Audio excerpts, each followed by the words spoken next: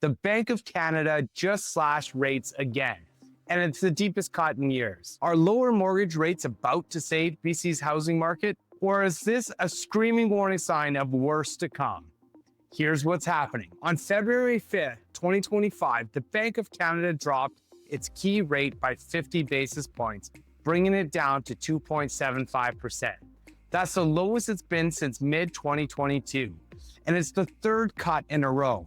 Why? The economy is slowing fast. In BC, construction's stalling, unemployment's ticking up, and the real estate market is still stuck in neutral. Variable mortgage rates could soon dip below 4%, but here's the catch. This isn't a victory lap. It's a reaction to a province and country sliding towards recession. Let's break down the key issues and what's driving this. Housing starts in BC are up 10% from last year, but 80% of that is rentals, not homes you can buy. Job growth flatlined with construction and real estate sectors shedding workers. Consumer confidence is at its lowest since 2020, and people aren't buying homes. They're waiting. So what's the impact and consequences, or why you should care? This matters to you, whether you're a homeowner, a buyer, or an investor. Lower rates means cheaper mortgages. A variable rate could hit 3.8% by spring, saving you hundreds a month. But it also signals trouble. If the economy is weak enough to force these cuts, what happens to home prices?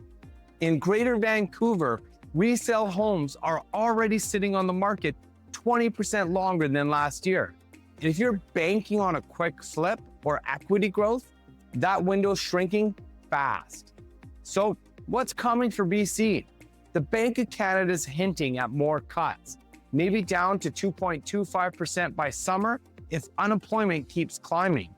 That could push variable rates under 3.5%. Fixed rates might drop too, but don't expect miracles. Think 3.9% at best. The flip side, a sluggish economy could drag condo prices down 5 to 10% in urban spots like Vancouver, while single-family homes in the Fraser Valley hold steady but don't soar. This isn't a market rebound, it's a holding pattern. What do you think? Will lower rates kickstart BC's housing market, or are we just delaying the inevitable? Drop your take in the comments. I'd love to hear what you think.